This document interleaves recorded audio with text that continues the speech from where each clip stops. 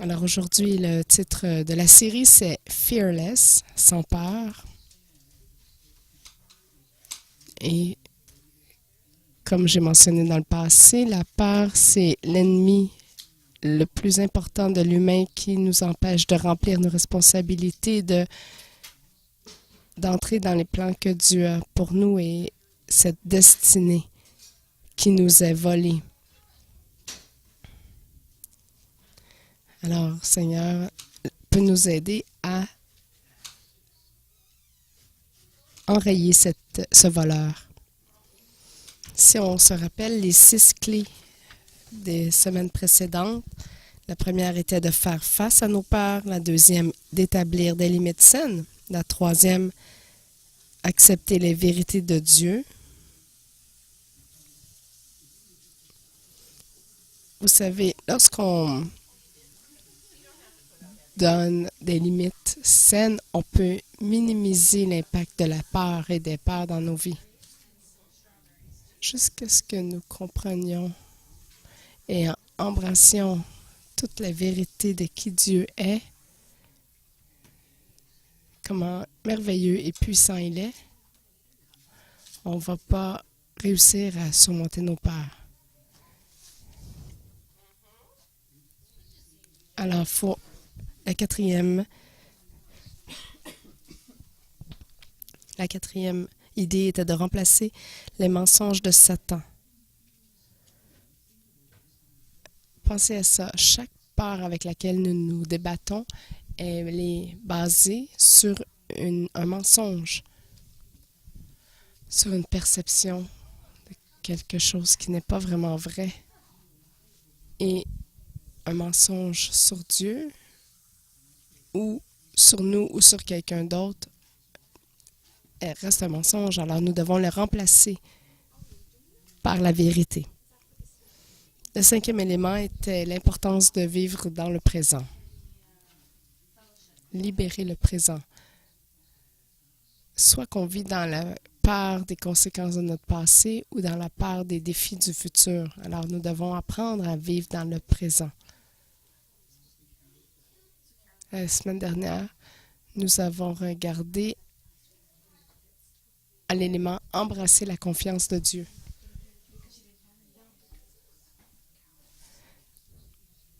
Père, je vais te faire confiance dans cette région. C'est essentiel pour...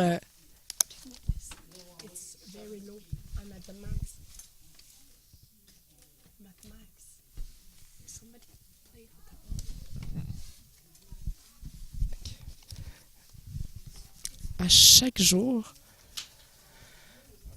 nous devons gérer nos peurs une par une.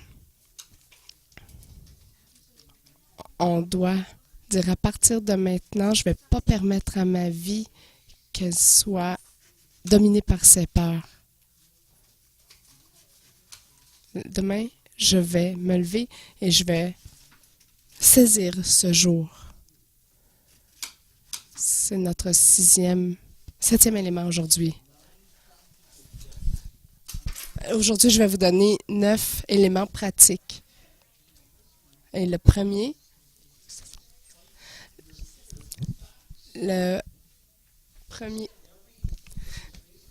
alors, je vais vous donner des éléments clés pour saisir le jour. Le premier est de combattre vos peurs avec les faits.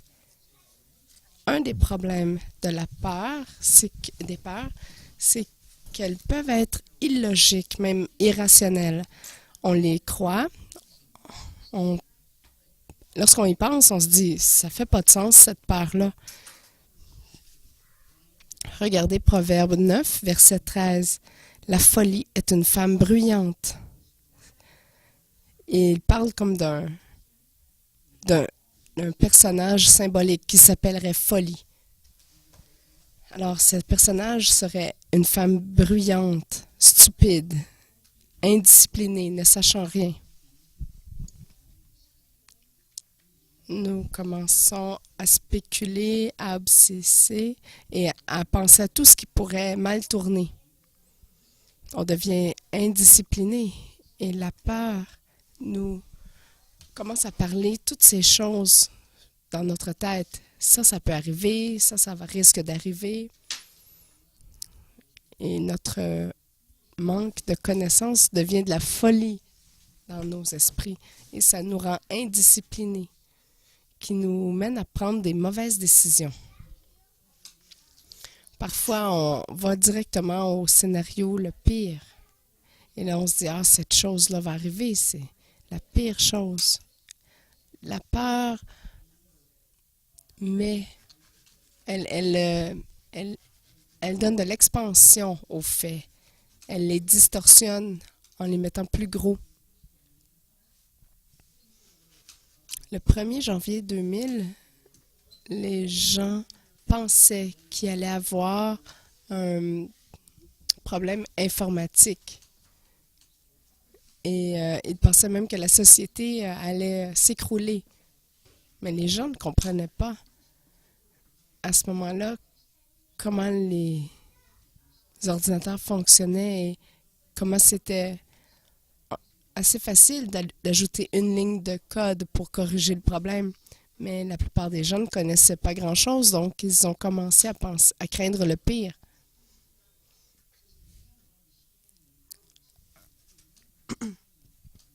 Regardez aussi Proverbe 28, verset 2. Un homme qui a de l'intelligence et de la science. Le règne se prolonge.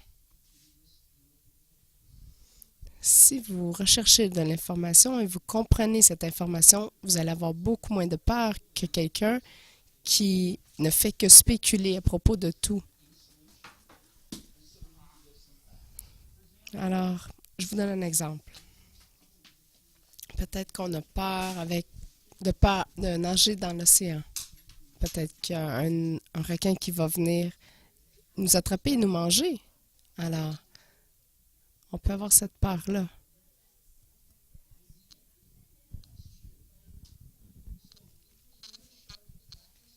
Est-ce qu'un requin peut nous attaquer? Oui. Par contre, le fait est que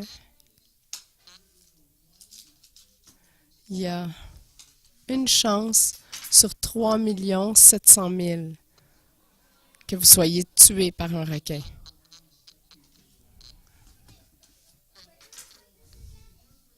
Alors, si vous avez peur d'être tué par un requin, vous devez aller dans l'océan 3 700 000 fois et ensuite, ça va arriver. Ça risque d'arriver une fois que vous soyez mangé par un requin. Alors, si on va dans l'océan sans avoir peur d'être mangé par un requin, on peut apprécier la beauté et la joie d'être dans l'océan et d'y nager.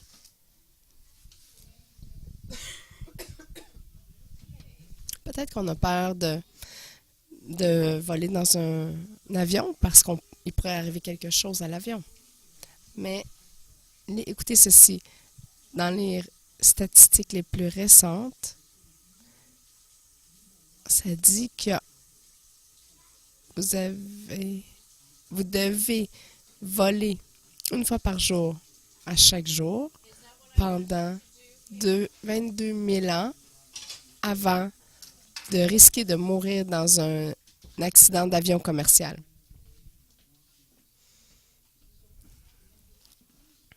Alors, si on s'équipe et on s'arme de quelques faits, ça peut nous rassurer. C'est 200 fois plus sécuritaire de voler dans un avion que de conduire une voiture.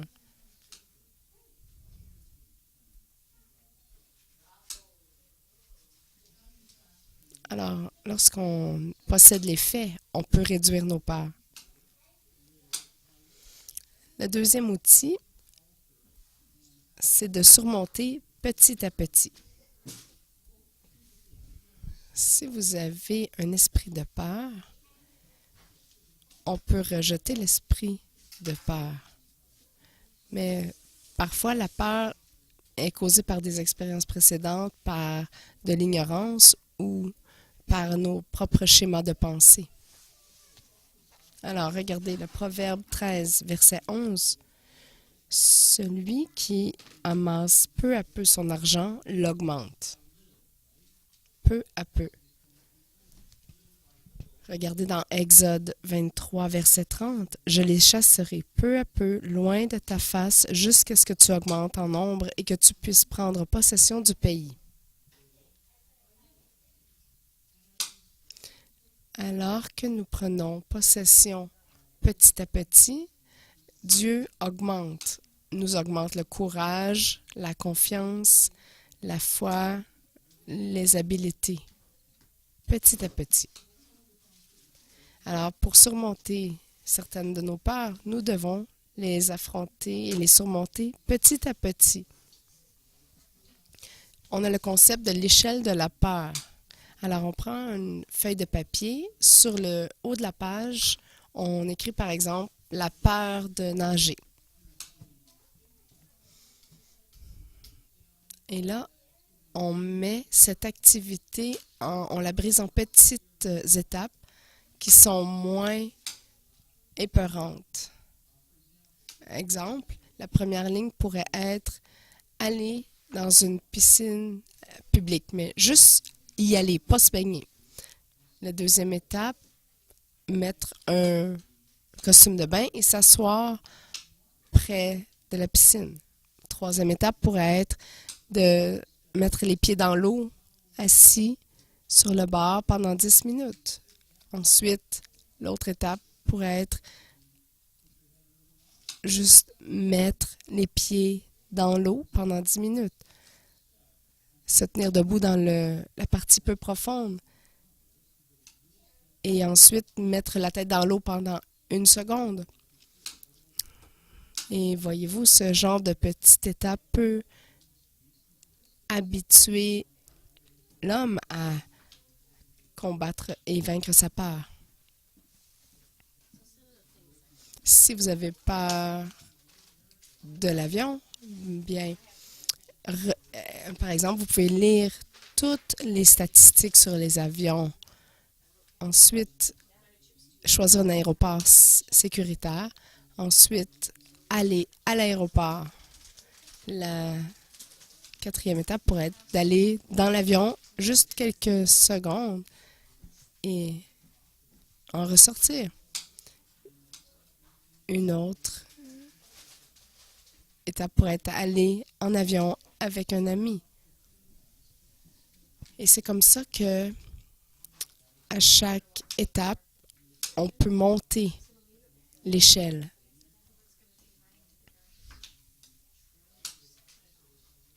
On peut appliquer ce concept de gradation de l'échelle des peurs pour beaucoup de situations où nous avons peur dans notre vie, comme aussi aller chez le médecin, la peur d'aller voir un docteur. Le troisième élément pour saisir le jour serait de visualiser le succès. Combien de fois est-ce qu'on visualise l'échec au lieu de visualiser le succès? Ça nous empêche d'aller accomplir nos objectifs. Regardez dans le livre d'Esdras, chapitre 7, verset 28. « Fortifié par la main de l'Éternel, mon Dieu qui était sur moi, j'ai rassemblé les chefs d'Israël afin qu'ils partissent avec moi. » Ezra a eu sa vision d'aller à Jérusalem, mais il ne voulait pas aller rebâtir parce qu'il y avait beaucoup d'ennemis à Jérusalem à ce temps-là. Mais lorsqu'il a réalisé que la main de l'Éternel était sur lui, il a commencé à y penser, à le déclarer, à garder cette image dans sa tête que Dieu était avec lui. Et c'est alors qu'il gardait tout ça en lui qu'il a eu la victoire. Il a visualisé le succès et non l'échec.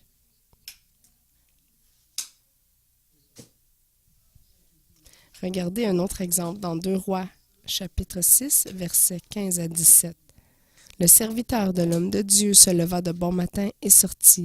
Et voici, une troupe entourait la ville avec des chevaux et des chars. Et le serviteur dit à l'homme de Dieu, « Ah, mon Seigneur, comment ferons-nous? » Il répondit, « Ne crains point, car ceux qui sont avec nous sont en plus grand nombre que ceux qui sont avec eux. » Élisée pria et dit, « Éternel, ouvre ses yeux pour qu'il voie. » Et l'Éternel ouvrit les yeux du serviteur, qui vit la montagne pleine de chevaux et de chars de feu autour d'Élisée. Alors le serviteur était apeuré parce que tout ce qu'il voyait, c'était l'armée de l'ennemi. Mais Élisée a dit, « Seigneur, montre-lui, donne-lui une vision de qui est de notre côté. » Et cette vision a été donnée au serviteur qui a cette vision spirituelle qu'il a reçue de Dieu, lui a donné courage. C'était la vérité, pas ce qui était, ce que ses yeux voyaient. Vous savez, c'est impossible de surmonter la peur lorsqu'on visualise la défaite. Nous avons besoin de changer notre manière de concevoir et changer les images qu'on voit dans notre tête. Si vous visualisez une entrevue qui se passe mal, si on visualise les choses qu'on veut construire jamais complétées, on nourrit nos peurs et c'est comme ça qu'on n'arrive à rien. Regardez Proverbe 29, verset 18. « Quand il n'y a pas de révélation, le peuple est sans frein. » Lorsqu'on visualise la défaite et l'échec, on devient sans frein dans nos émotions, dans nos comportements, dans nos pensées. Et lorsqu'on commence à douter, à penser et avoir peur, devenir anxieux, on nourrit la peur. Si on a une vision de Dieu et qu'on la visualise, à voir ce que Dieu veut et sans faire une image, on réussit à surmonter nos peurs. Conquérir la peur parce que je vois ce que Dieu me promet et je me déplace, je me dirige vers cette image. On peut voir ce que Dieu, le résultat que Dieu a pour nous lorsqu'on accomplit ce qui est projeté. On ne va jamais remplir les promesses de Dieu par les paroles prophétiques qu'on a reçues tant que on ne se dirige pas vers elles. Regardez un quatrième clé que je veux vous partager, c'est de méditer sur la parole de Dieu. Psaume 1, versets 2 et 3. Mais qui trouve son plaisir dans la loi de l'Éternel et qui la médite jour et nuit? Il est comme un arbre planté près d'un courant d'eau, qui donne son fruit en sa saison, et dont le feuillage ne se flétrit point. Tout ce qu'il fait lui réussit. Il devient fructueux parce qu'il médite la parole de Dieu. Le secret du succès d'une vie prospère, c'est de méditer sur la parole de Dieu. C'est pas les habiletés, c'est pas les talents, c'est pas qui vous connaissez. Le secret est de méditer la parole de Dieu. N'importe qui peut réussir si il est rempli de la parole de Dieu et médite ces images dans sa tête. On a des connaissances qui nous parviennent ensuite et les révélations, et ça augmente notre foi et nous aide à surmonter nos peurs. Il y a beaucoup de peurs qui pourraient se dissiper dans nos vies si on faisait que méditer un verset. Par exemple, celui-ci que vous pourriez méditer. Philippiens 4, verset 13. « Je puis tout par celui qui me fortifie. » C'est Christ. On peut tout en Christ. C'est lui qui nous donne la force. Regardez, en méditant, je puis tout. Pas seulement Billy Graham, mais moi aussi. Je peux tout et je peux tout par celui qui me fortifie.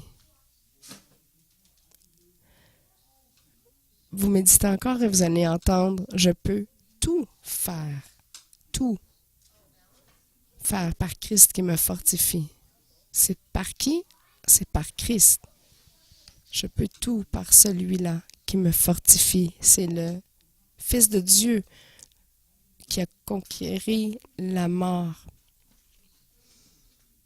Et c'est lui qui me renforce, qui me fortifie, qui me donne la puissance, la force. Ce mot est le même que Jésus a dit et qu'il a utilisé. Lorsque l'Esprit Saint viendra sur vous, vous recevrez la puissance, la dynamis, power, puissance. Dynamis est l'Esprit Saint, la puissance de l'Esprit Saint. Et c'est sur moi que je recevrai cette puissance, pas sur la personne à côté de moi. Dieu va me fortifier moi. C'est comme ça qu'on médite sur ce verset. Un seul verset va vraiment vous donner du courage et vous aider à surmonter toute peur. Regardez Acte 1, verset 8. Vous recevrez une puissance, le Saint-Esprit survenant sur vous. Regardez aussi le psaume 77, verset 12. Je me rappellerai les œuvres de l'Éternel, car je me souviens de tes merveilles d'autrefois. Je ne vais donc pas méditer sur mes échecs passés ou mes faiblesses. Je vais méditer sur les œuvres puissantes de Dieu qu'il fait pour moi et à travers moi. Ce sur quoi nous méditons détermine nos succès ou nos échecs. Alors je choisis de méditer sur la parole de Dieu et sur ses vérités pour me donner du courage qui nourrit ma foi et qui me permet de surmonter les épreuves et ma peur. J'ai un autre outil pour vous. Se souvenir des victoires précédentes. Vous savez, on oublie tellement trop rapidement et vite les victoires précédentes que Dieu a eues dans nos vies. Je vous encourage à écrire un petit livre de souvenirs où vous pourriez écrire rapidement lorsque Dieu vous a donné des victoires pour se rappeler ces victoires passées. Regardez, c'est comme dans le psaume 143, verset 5. Je me souviens des jours d'autrefois, je médite sur toutes tes œuvres, je réfléchis sur l'ouvrage de tes mains. Il y a certaines personnes qui se rappellent des bons moments, mais il y en a d'autres qui se rappellent seulement des moments inconfortables et d'échecs qu'ils ont vécus. Mais c'est important de se rappeler de ces moments où Dieu nous a donné du succès. Regardez, Psaume 126, verset 3. L'Éternel a fait pour nous de grandes choses. Nous sommes dans la joie. Nous sommes remplis de joie. Nous nous rappelons toutes les victoires que Dieu nous a données. On devient rempli de joie et il y a quelque chose de merveilleux qui se passe à ce moment-là lorsqu'on se remplit de cette joie qui vient de Dieu. Néhémie 8, verset 10. Car la joie de l'Éternel sera votre force. Ce que Dieu a fait pour nous et en nous, ça nous rend forts. Forts dans la foi, dans le courage. Forts et audacieux, confiants. Partout dans l'Ancien Testament, lorsque les Israélites expérimentaient une percée ou une délivrance, ils faisaient comme un monument de pierre qu'ils empilaient. Et leurs enfants leur demandaient « Qu'est-ce que c'est ça? » Et ils expliquaient à leurs enfants que c'était des pierres de souvenirs pour se rappeler de la fidélité de Dieu et des choses puissantes que Dieu a fait dans leur vie. Lorsqu'on se rappelle nos succès, nos victoires, ça nous donne de l'audace, de l'espoir, de la confiance, du courage.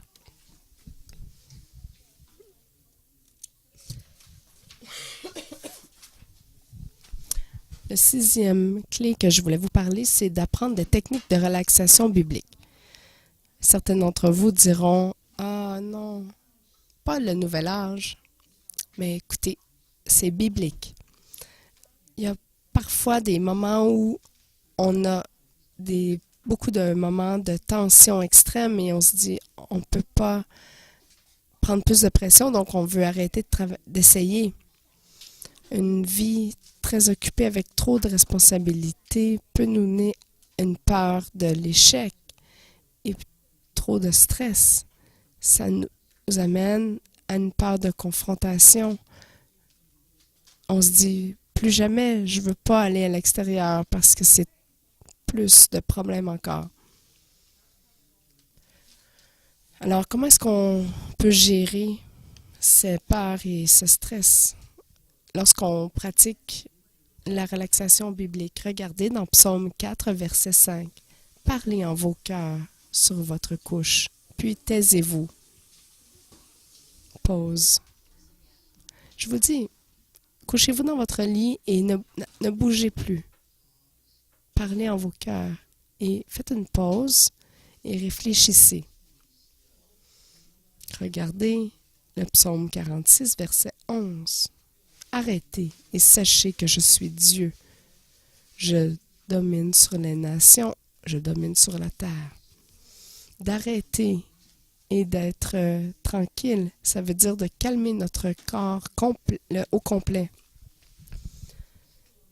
De calmer nos voix intérieures, d'arrêter de parler, de laisser les pensées du Seigneur nous envahir, de relaxer notre corps, nos muscles, même notre respiration, de la laisser se calmer. Ça calme le corps entier lorsqu'on fait ça. Vous savez, lorsqu'on a peur, notre système sympathique met en activation, ce qui augmente notre rythme cardiaque, notre respiration s'accélère et elle devient moins profonde. Ça donne un peu plus d'oxygène à nos cœurs, mais ça augmente le stress.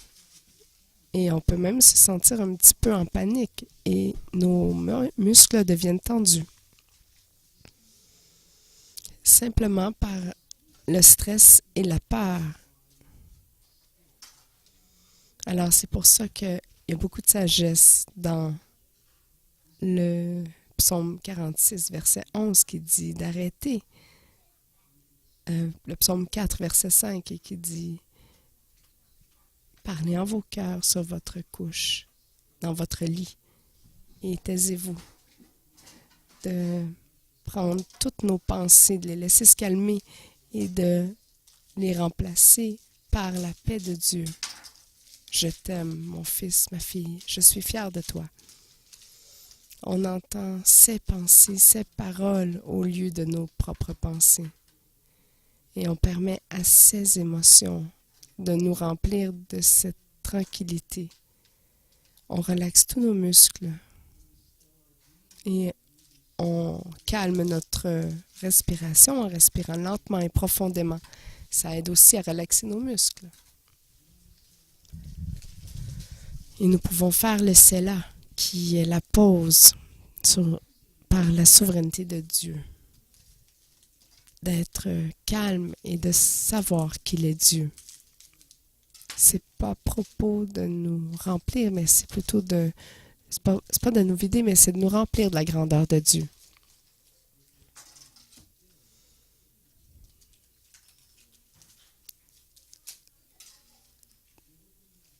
La relaxation biblique, c'est pas juste d'être calme et de se vider de nous-mêmes, c'est juste d'être calme et de laisser la parole de Dieu et sa grandeur nous envahir. Vous pouvez mettre un petit peu de musique de fond. Toute votre pensée, votre corps, vos muscles, tout relaxe.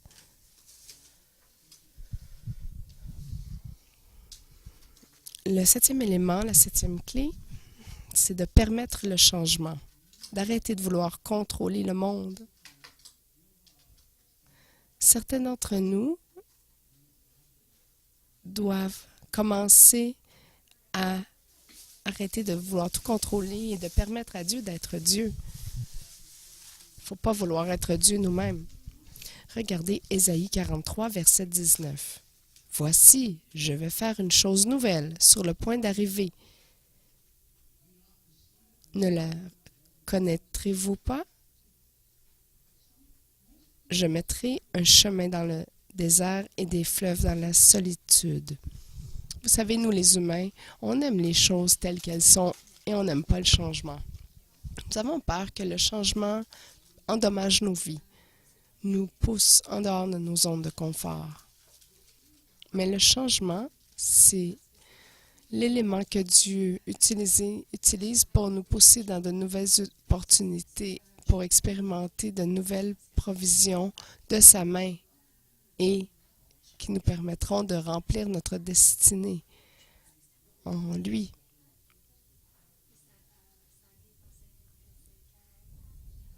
Dieu ne change pas. Quelqu'un doit changer. Alors, ça doit être nous. Parce que Dieu ne change pas.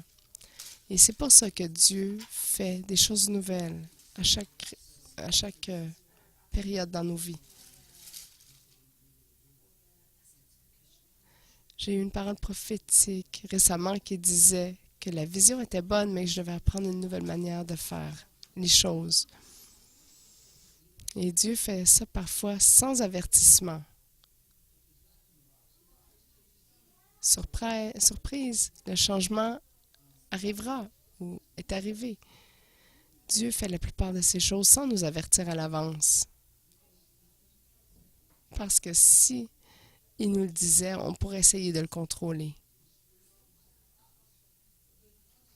Mais Dieu dit que les choses nouvelles qui nous arrivent sont toujours pour notre bénéfice. Elles nous permettent d'aller de l'avant dans nos vies. Alors nous devons faire de l'espace pour que le changement arrive. Dieu promet d'utiliser chaque changement pour nous déplacer plus près de notre but, du but que Dieu a pour nous. Regardez Romains 8, 28. Nous savons du reste que toute chose concourt au bien de ceux qui aiment Dieu, de ceux qui sont appelés selon son dessein. Alors nous devons permettre le changement. Si on ne l'autorise pas, on va être apeuré et on va rester pris dans cette vie basée sur la peur.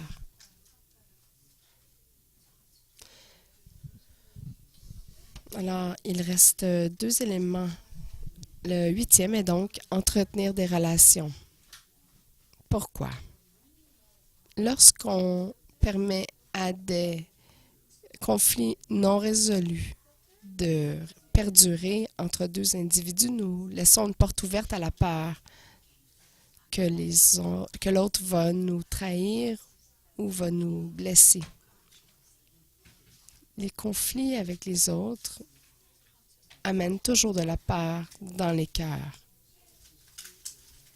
Ça amène vraiment de la peur dans nos cœurs. Et lorsque la peur augmente, l'inconfort et la peur augmente. Ça pourrait arriver encore. Et là, on évite la personne. Les conflits amènent toujours de la peur dans nos vies. On repousse les gens parce qu'on se dit, à quelque part dans le futur, ça va me décevoir. Matthieu 5, versets 23 et 24. Si donc tu présentes ton offrande à l'autel et que tu te souviennes que ton frère a quelque chose contre toi, laisse là ton offrande devant l'autel. On sait tous ce que ce verset dit, mais est-ce qu'on sait pourquoi? Pourquoi c'est tellement important de se réconcilier avec notre frère ou notre sœur devant l'autel pour adorer Dieu? C'est parce que lorsqu'on permet à l'offense et au conflit de rester dans notre cœur, ça amène automatiquement une peur de punition et de rejet. Alors, l'esprit de rejet ne discerne pas. Il ne va pas discerner, il va mettre tout le monde. C'est le même esprit de peur de rejet qui va nous donner peur d'être rejetés par nos frères et sœurs et même par Dieu. Alors, lorsque cette peur est là, on ne peut pas avoir cette intimité et cette communion fraternelle avec nos frères et sœurs et avec Dieu ultimement. Alors, ça change l'atmosphère spirituelle parce qu'on a permis au conflit de se pointer et le conflit amène toujours la peur. Ça commence à empoisonner toutes nos relations. Ça peut tellement endommager l'atmosphère d'une congrégation ou même d'un petit groupe d'église maison. Et ça empêche l'onction de Dieu de s'écouler librement et de guérir. Alors, c'est important d'éliminer les conflits pour pas que nos conflits empoisonnent nos vies. Le 9e et dernier élément est d'embrasser votre filiation. Quand je veux dire filiation, c'est être fils et fille de Dieu. Regardez 1 Jean 3, verset 1. Voyez quel amour le Père nous a témoigné pour que nous soyons appelés enfants de Dieu. Et nous le sommes. Mais vous savez, on vit la plupart du temps comme orphelins qui n'ont pas de père qui est en amour avec eux.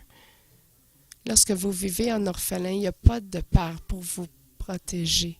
Il n'y a pas personne de plus grand que vous pour vous protéger. Alors, on doit se protéger, on doit combattre pour se garder en sécurité.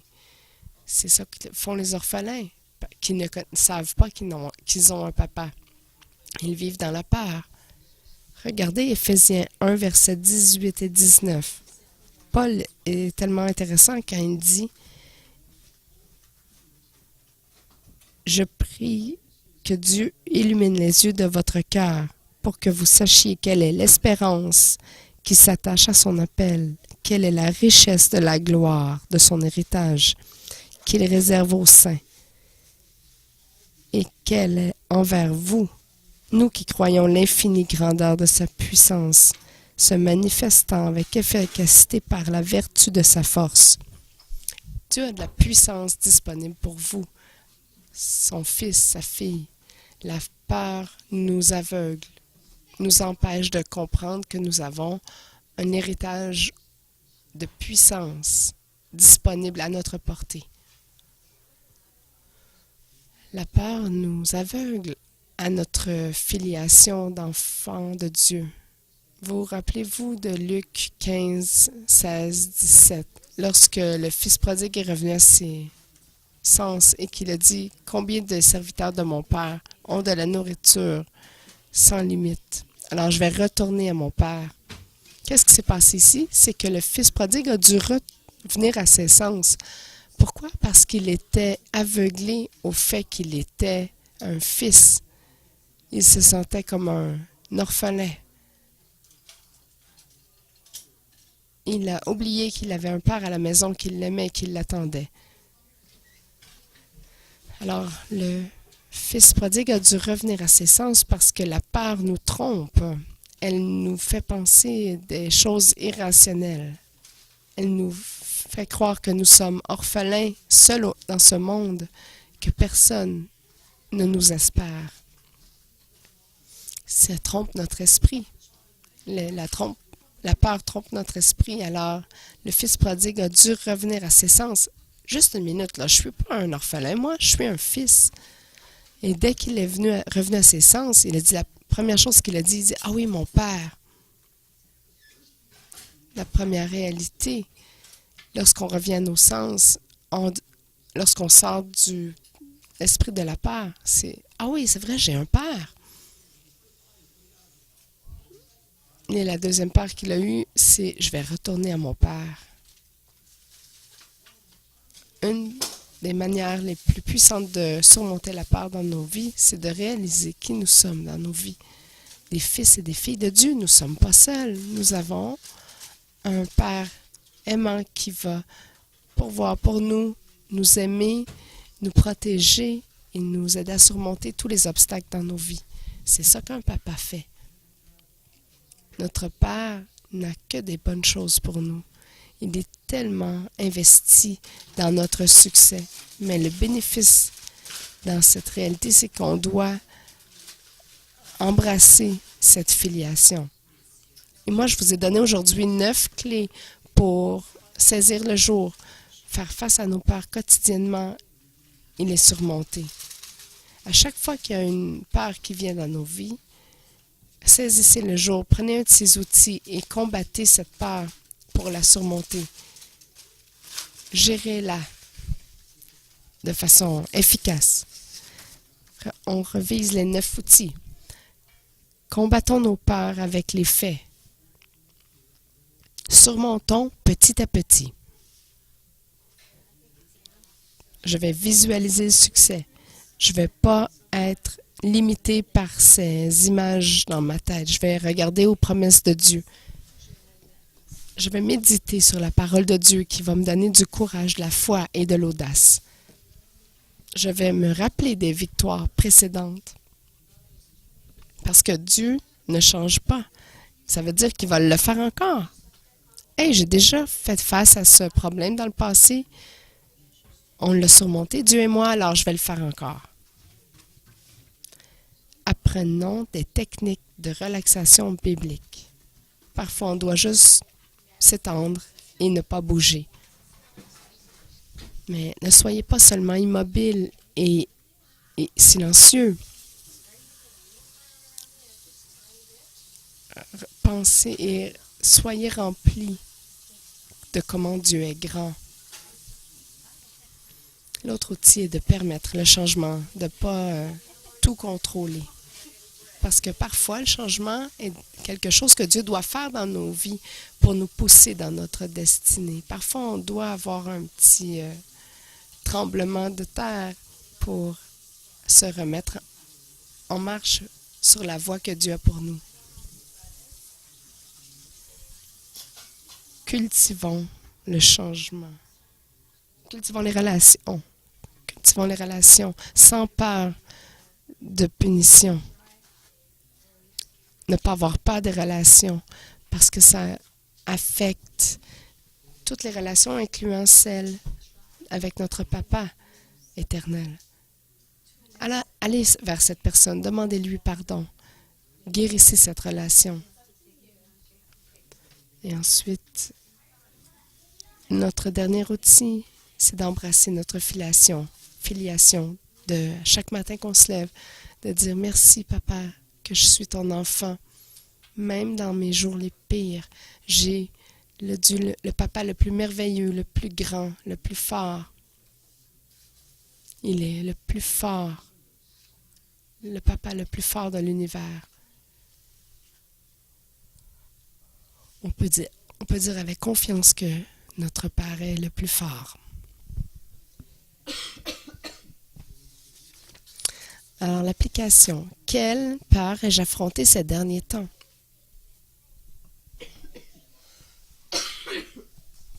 Quel outil puis-je utiliser pour minimiser et surmonter mes peurs?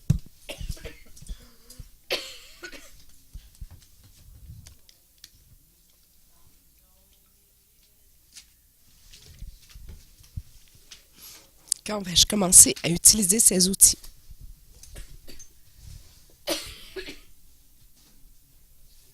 La semaine prochaine, on va regarder un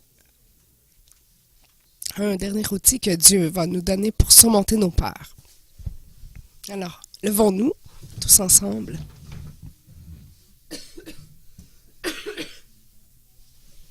Alors, Père, nous te demandons de nous donner le courage et l'audace de commencer à saisir le jour. Aide-nous à être tellement tannés de nos limitations et de nos peurs que nous devenons agressifs dans le combat envers ces peurs. Donne-nous la révélation de faire face à ces peurs. Aujourd'hui, on dessine une ligne dans le sable et on dit non. Mes peurs ne contrôleront plus ma vie. Je ne laisserai pas ces peurs entrer en conflit avec des relations saines. Je ne permettrai plus à mes peurs d'endommager mes relations avec les gens autour de moi. Aujourd'hui, Père, je prie que tu m'aides à saisir le jour et agressivement commencer à faire face à mes peurs. Seigneur, tu m'as appelé à devenir libre. Alors, j'ai besoin désespérément de devenir libre. Je te remets ma vie. Je désire être utilisé de toi. Remplis-moi à nouveau de ton esprit, que je puisse avoir le courage de faire face à mes peurs et de les surmonter avec ton aide. Certains de vous vont devenir, ça peut vouloir dire s'étendre à la maison et de recevoir la révélation d'un Dieu grand et aimant.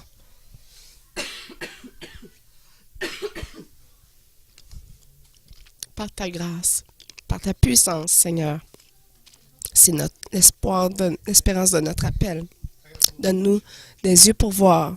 Donne-nous la révélation que nous puissions connaître l'espoir, l'espérance qui est rattachée à notre appel, la puissance qui nous est donnée pour vaincre nos peurs. Dans le nom de Jésus, Amen.